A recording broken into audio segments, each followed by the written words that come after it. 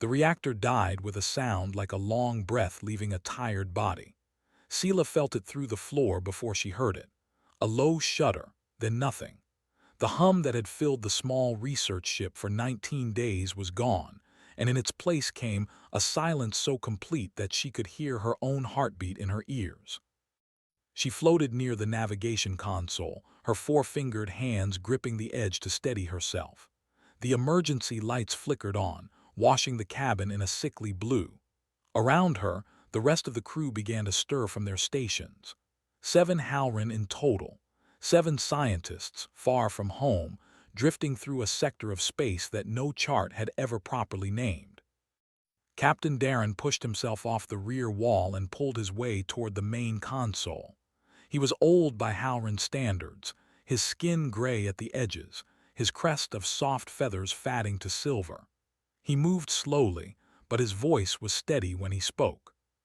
"Status." "Main reactor is gone, sir," replied the engineer, a younger male named Ivan. His voice cracked. "I tried to hold it. I tried everything. The damage from the asteroid strike was deeper than we thought."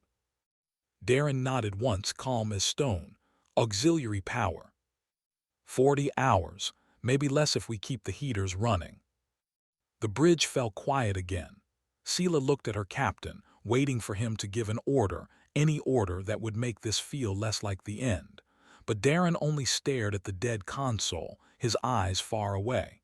He had spent his whole life studying ancient star paths. He had brought them here looking for the ruins of an old civilization. Now their ship was the ruin. "Send the distress call again," he said at last.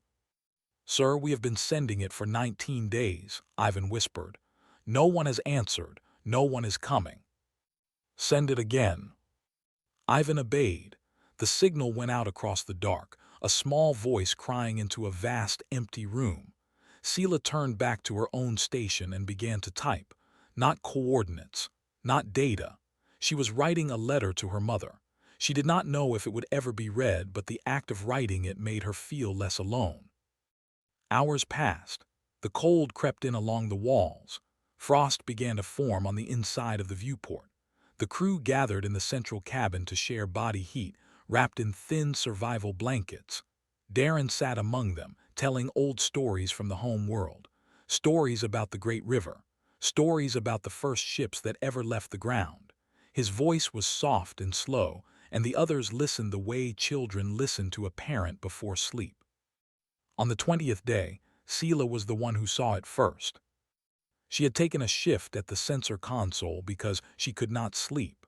Her eyes burned from the dryness of the recycled air. She was about to close the panel and float back to the others when a single dot appeared at the edge of the screen.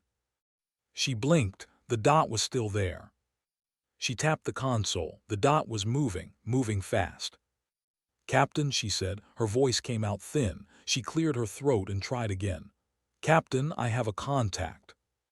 Darren pulled himself across the cabin in 3 long pulls and stopped beside her. He stared at the screen. The other crew gathered behind him. No one spoke. "How far?" Darren asked. "Half a light minute, closing." "Speed." Sela checked the reading twice because she did not trust it the first time. "Sir, the engine signature does not match any Halrin design. It does not match any signature in our database. And the speed it is faster than anything I have ever logged." The cabin was silent. Ivan made a small sound in his throat that might have been a prayer. "Pirates," someone whispered. "It has to be pirates, scavengers. They picked up the signal and waited until we were too weak to fight." Darren raised one hand for silence. He leaned closer to the screen. "Have they hailed us?" "No, sir." "Hail them open and clear. Tell them who we are." Sela opened the channel. Her hands were shaking, but her voice did not. She spoke the standard greeting in 3 trade languages, naming the ship, naming the crew, naming the Halrin collective. Then she waited. For a long moment, there was nothing but static. Then the contact changed course. Not turning away, not slowing. It was coming straight at them, and it was coming fast. Ivan let out a small cry. They are not answering, they are charging us. Hold, Darren said, hold. The dot on the screen grew larger. Sela switched to the visual feed. At first there was only the dark and the distant stars. Then slowly a shape began to take form against the blackness. It was huge, larger than any ship she had ever seen. It had no soft curves like Halrin vessels, no graceful arcs. It was angles and edges and armor plates, scarred and pitted, painted in deep colors that looked almost gray in the void. It was a warship. There was no question. Every line of it spoke of one purpose. The Halrin crew stared in silence as the great hull turned slightly, slowing now, easing toward them with a control that no pirate ship had ever shown. And then finally a voice came through the speakers, rough, calm, strained.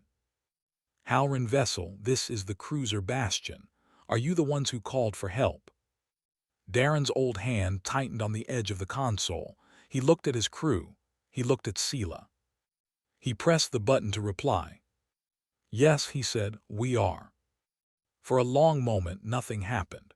The great warship simply hung there in space beside them, silent as a mountain. Sela could see every dent in its armor on the visual feed.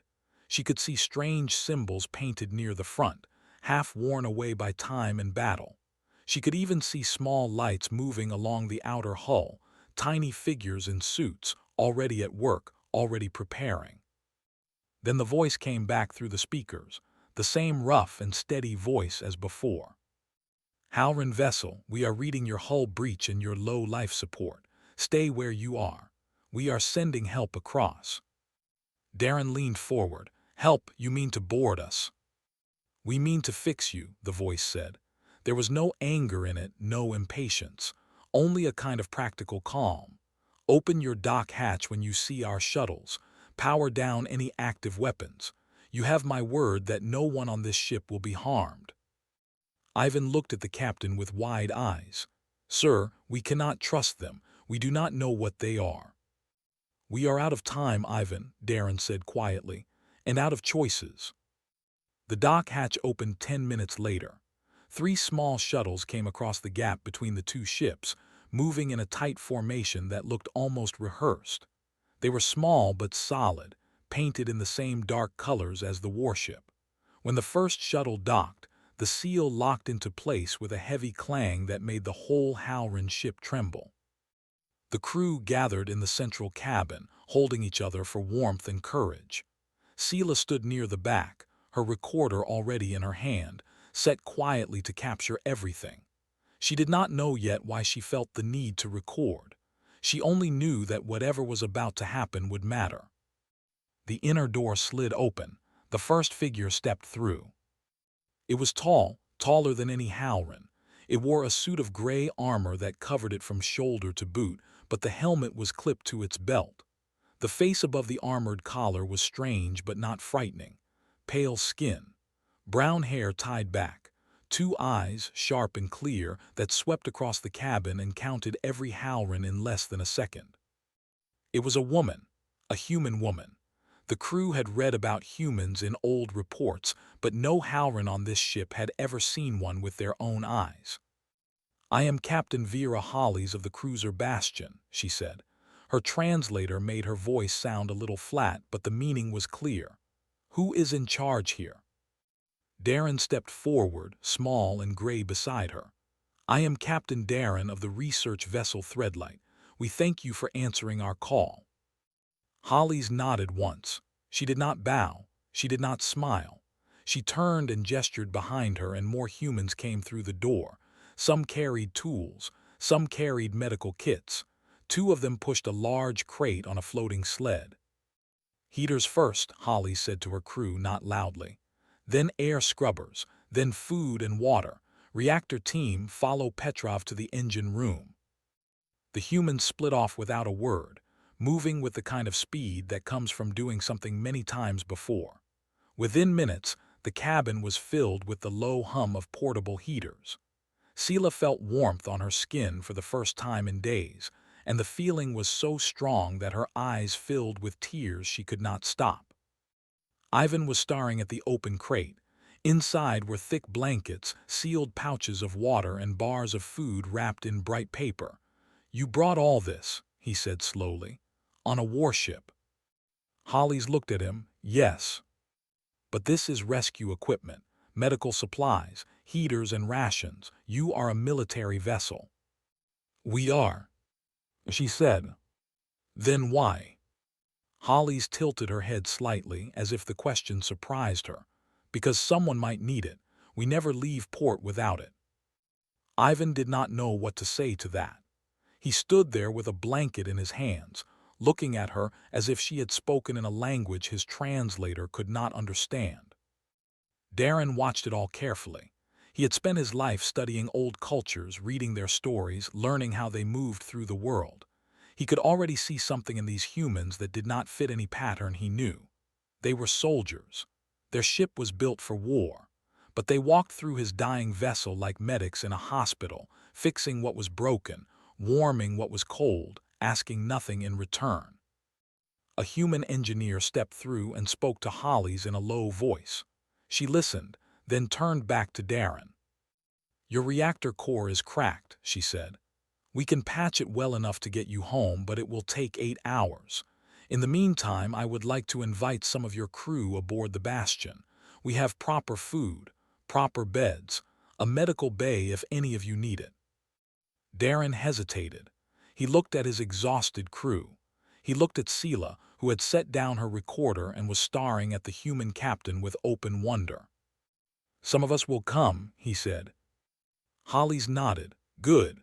She paused, then added, almost as an afterthought, "You should bring warm clothes. My ship runs cold for your kind. I will have my people prepare a deck." She turned and walked back toward the airlock, her boots loud on the metal floor. The Halrin watched her go. None of them spoke. They were beginning to understand that they had not been answered by a predator at all. They had been answered by something much harder to name. Walking onto the Bastion felt like stepping into the belly of a sleeping creature. The corridors were wide and tall, lit by warm yellow lights instead of the pale white the Halrin used. The walls hummed with a deep, low vibration that Sela could feel in her bones. It was not the gentle pulse of a Halrin research ship. It was something heavier, something alive. Darren, Sela, and 2 others followed Captain Hollis through the airlock. They wore borrowed coats that the humans had pulled from a supply locker. The coats were far too big, but they were warm, and that was all that mattered. The first thing Sela noticed was the smell. Not bad, just unfamiliar, cooked food, engine oil, something sharp and clean that might have been soap. The second thing she noticed was the noise. Voices everywhere, laughter, footsteps. Someone shouting numbers across a hallway, a door opening and closing. Music, faint and distant, drifting from somewhere deep in the ship. "Your vessel is loud," Darren said carefully. Hollis smiled for the first time since they had met her. It was a small smile, but it changed her whole face. "We are loud people, Captain. You will get used to it." She led them down a long corridor and through a wide arch into what she called the mess hall. Sela stopped at the doorway and stared. It was a huge room filled with long tables. At those tables sat humans, dozens of them, some in armor, some in simple gray clothes, some in white coats that marked them as medics. There were old humans with lines on their faces. There were young humans who looked barely past childhood. There was, even to Sela's complete shock, a small human child sitting beside a woman who was clearly its mother, eating from a bowl with both hands. A child on a warship. "You bring children into a place of war?" Darren asked, his voice low. Hollis followed his gaze. "Sometimes. The ones whose parents serve long tour, we have a school deck, 3 teachers, 12 students at the moment. But if there is a battle, there are shelter rooms, deep in the hull. They are safer there than in most cities back home." She shrugged. "Families stay together when they can. It is better that way." Sela wrote this down quickly in her mind. She would put it in her recorder later. They were given a table near the back and food was brought. Soft bread, a warm soup that smelled of vegetables, a pile of small yellow fruits that the humans called grapes. The Howren ate slowly at first, then faster, because none of them had tasted real food in weeks. A human in a stained apron came over to refill their bowls. He was a large man with a thick beard and arms covered in old burns from kitchen work. He grinned at Sela and set down a small extra plate beside her. On it were 3 of the small yellow fruits. "For the little one," he said in broken trade speech. "You look like you have not had sweet things in long time. Sweet is good for the heart." Sela did not know what to say. She was not little. She was a fully grown navigator. But there was no insult in his voice, only kindness. She bowed her head in thanks and he laughed and walked away. Later, Hollis took them on a short tour. She showed them the medical bay, where 2 doctors were treating a soldier with a sprained wrist. She showed them the engine room, where Ivan would have wept at the size of the reactor. She showed them a wide window that looked out at the threadlight, where human engineers in suits crawled across the hull like patient ants, patching what could be patched. Then she took them to a smaller room near the front of the ship. On the walls were pictures, hundreds of pictures, faces, names, dates. "These are the people we lost," Holly said quietly. "Crew, family, allies, strangers we tried to save and could not. We keep them here so we do not forget." Darren stepped closer to the wall. His old eyes moved across the faces. Some were human, many were not. He saw species he recognized and species he did not. Some of the pictures had small Howren symbols beside them, the marks of his own people. "You have lost Howren," he said. 3, Hollis answered. "A merchant family. Pirates caught them before we got there. We were 2 hours late." She said it plainly, without drama. But Sela saw the way the captain's hand brushed the edge of the wall as she turned away. Back in the mess hall, Sela finally asked the question that had been growing in her chest all evening. "Captain Hollis," she said, "why do you do this? Your ship is built for war. Your people are trained to fight. Why come so far to help strangers you do not know?" Hollis took a long moment before answering. She set down her cup and folded her hands on the table. "A long time ago," she said, "my people were alone. We thought we were the only living minds in the dark. When we finally went out, we were afraid. We expected enemies. We found some. But we also found peoples who needed help and had no one to call." She looked at Sela directly. "We remember what it felt like to be alone. We decided not to leave anyone in that place if we could help it." Sela wrote it down later, word for word, in the quiet of a borrowed bunk. She did not know yet that the night was not over. She did not know that an alarm was about to sound. But she knew, even then, that she had found something her people needed to hear. The alarm did not scream. That was what Sela would remember most clearly afterward. It was not a shriek or a wail like the ones on Howren ships. It was a deep, slow tone, 3 notes repeated, calm and clear, the kind of sound a parent uses to wake a sleeping child for something important. She had been sitting on the edge of a borrowed bunk, recording her notes. Darren was across the small room, his eyes closed, finally resting for the first time in days. The 2 other Howren were further down the hall, eating second helpings in the mess. The tone sounded. Then a voice, calm and female, came through the speaker in the ceiling.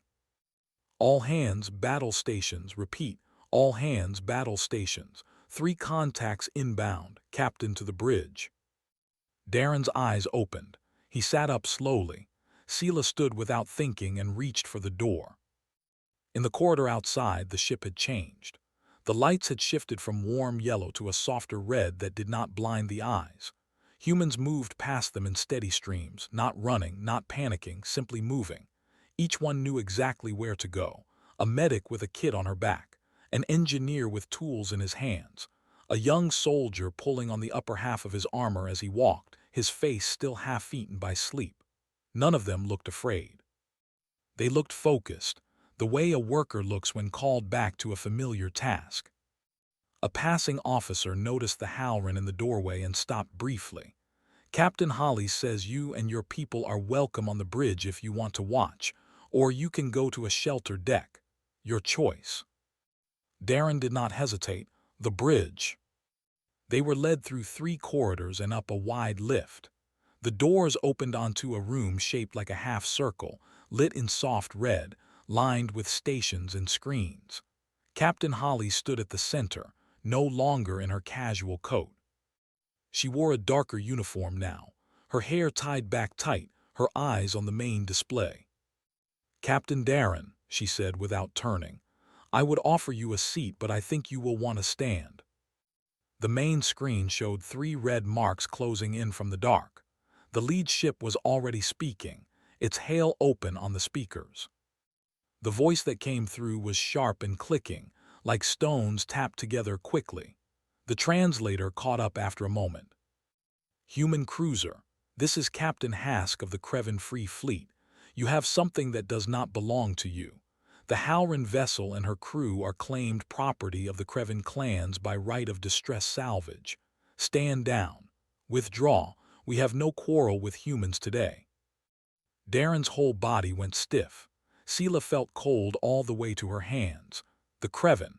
She had heard the name only in warnings. They were slavers. They followed distress signals the way scavengers followed wounded animals. They had been waiting in the dark all this time, watching, until the Halrin ship was weak enough to take without a fight. The bridge was silent. The human crew did not look at each other. They looked at Captain Hollies. Hollies did not look at the screen. She did not even raise her head. She kept her eyes on her own console for a long moment, her hands flat on the surface. Then, in a voice as steady as a heartbeat, she spoke into the open channel. "Captain Hask, the Halrin vessel is not salvage. Her crew is not property. They called for help. We answered. That is the entire matter." There was a pause, then a hiss of laughter from the other side. "Human, you have 1 ship. We have 3. You will lose this fight and you will lose it badly. Walk away. The Halrin are not worth your blood." Hollies finally lifted her head. She looked at the screen. Her face was calm. Her voice did not change. "You called my passengers worthless," she said. "You did it on an open channel where everyone can hear. So now I want to say something on the same open channel so it is remembered. We came here because someone asked for help. We do not leave when other people show up to argue about it. That is not how we are built." She closed the channel with 1 finger. Then she turned to her bridge crew, and her voice changed only slightly, becoming the kind of voice that gets things done. "Battle stations confirmed. Bring up the forward shields. Charge main guns. Helm, put us between them and the threadlight. Comms, signal the Halrin ship to power down all weapons and stay quiet. They are not in this fight." Orders moved through the room like water through a channel. Each station answered in turn. The ship around them began to shift, the deep hum growing louder, the floor giving a low pulse as the great engines came fully alive. Darren stepped forward. His voice was small in the big room. "Captain, you cannot face 3 of them alone. Withdraw with us. We can run together." Hollies turned to him. For the first time, Sela saw something soft in her eyes. Not weakness, just truth. "Captain Darren," she said, "if we run now, they will hunt your ship the moment we are gone. They have already decided that you are theirs. The only way to keep you safe is to make sure they cannot follow." "But 3 of them." "I know." She gave a small, tired smile. "I know exactly how many of them there are. Please, take your navigator and stand at the back of the bridge. Hold on to something. This is going to get loud." Sela gripped Darren's arm.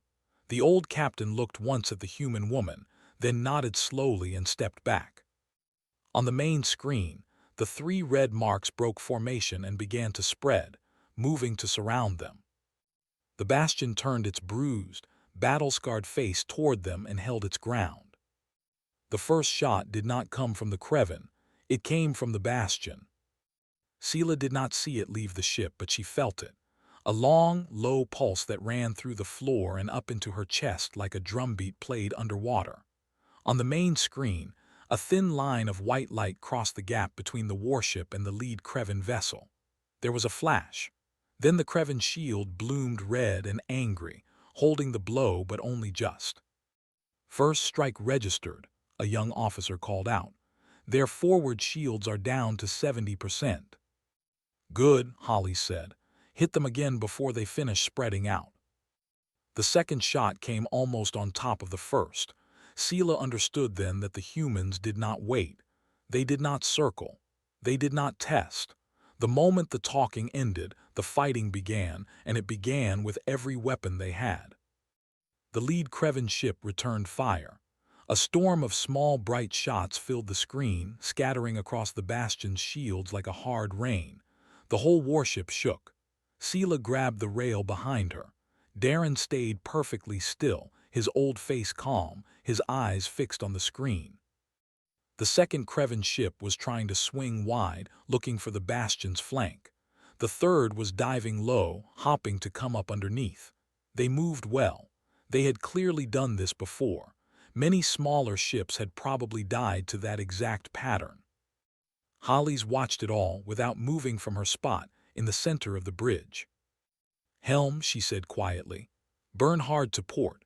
Bring our nose right at the second contact. Guns, prepare a full broadside the moment we line up." "Captain, that puts our flank to the third contact." "I know, do it." The Bastion turned. Not a slow, graceful turn like Halrin's ships made.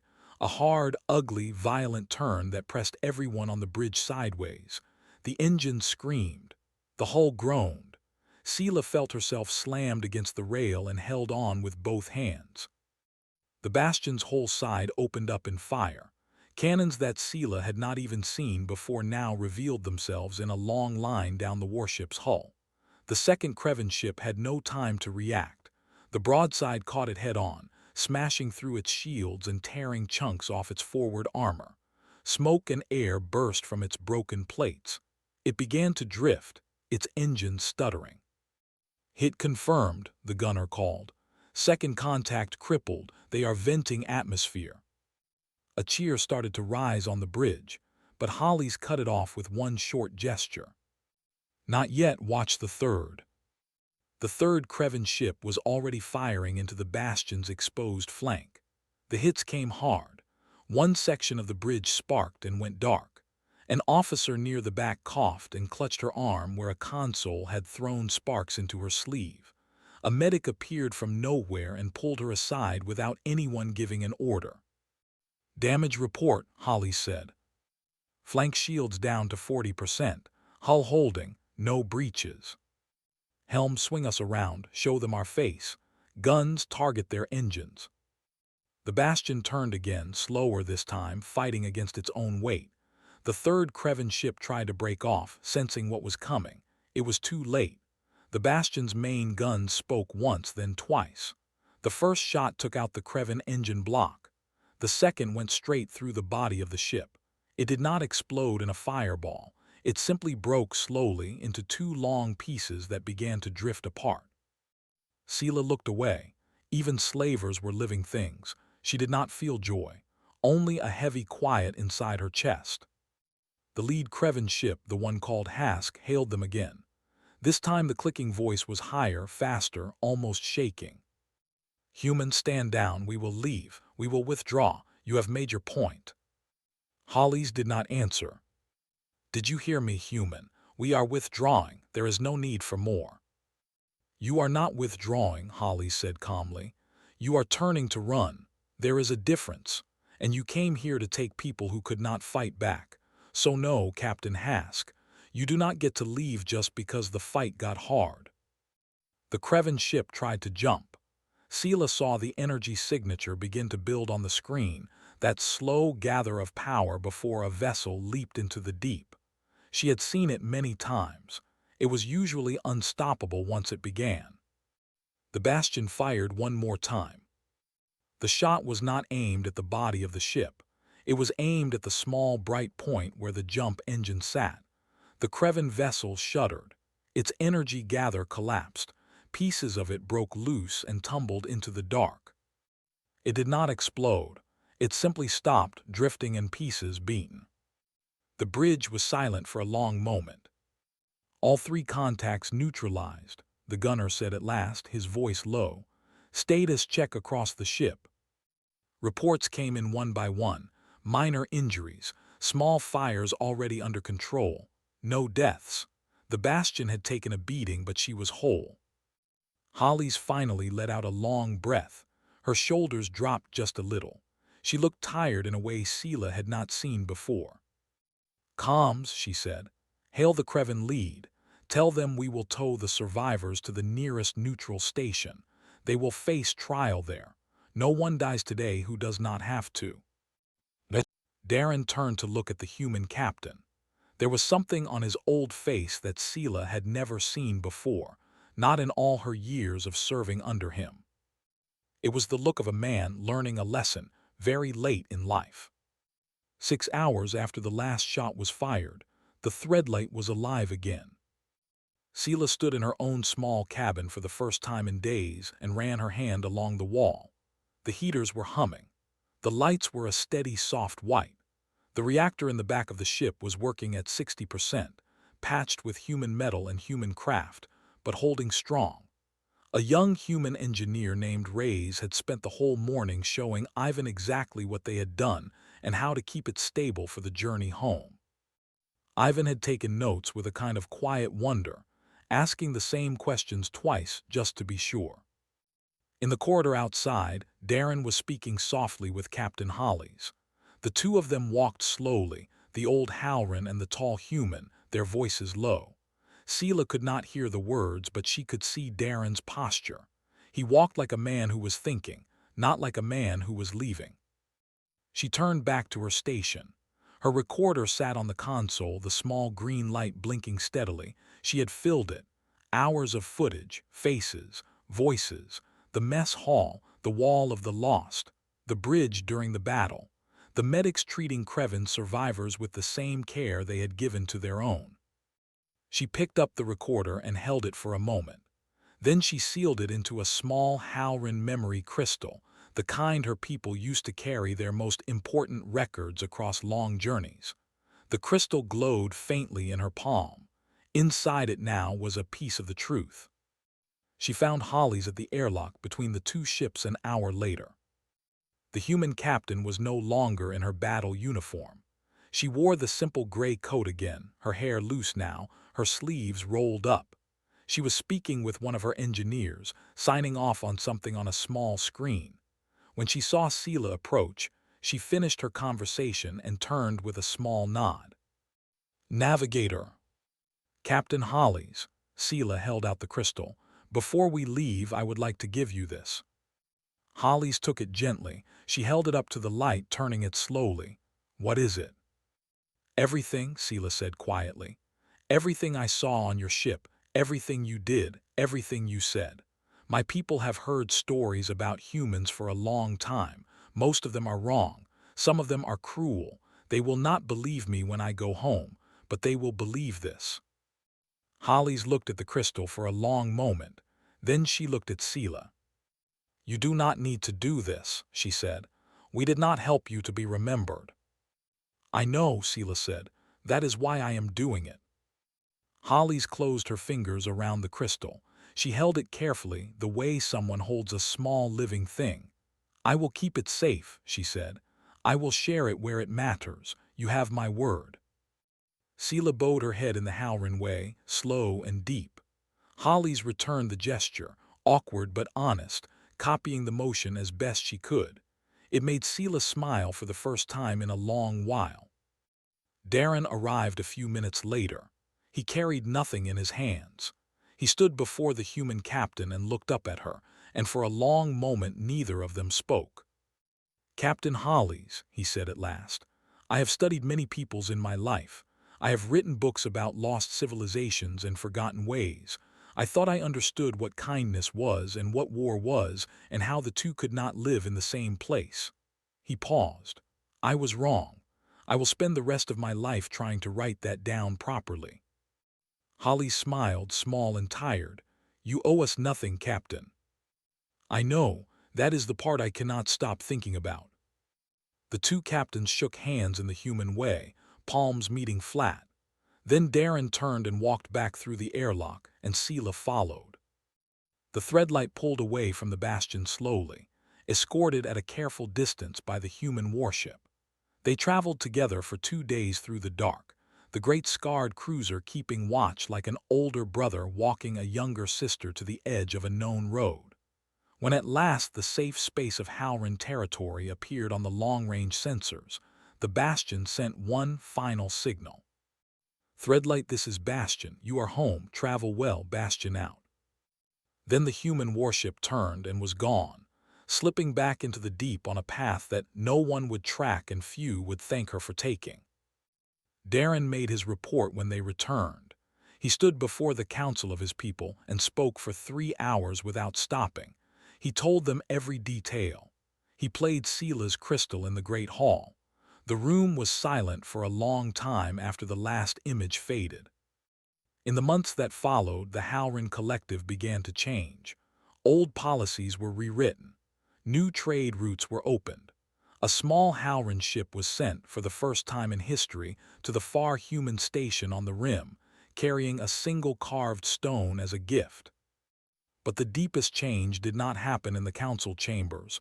It happened in the small places, in the quiet places, in the dark.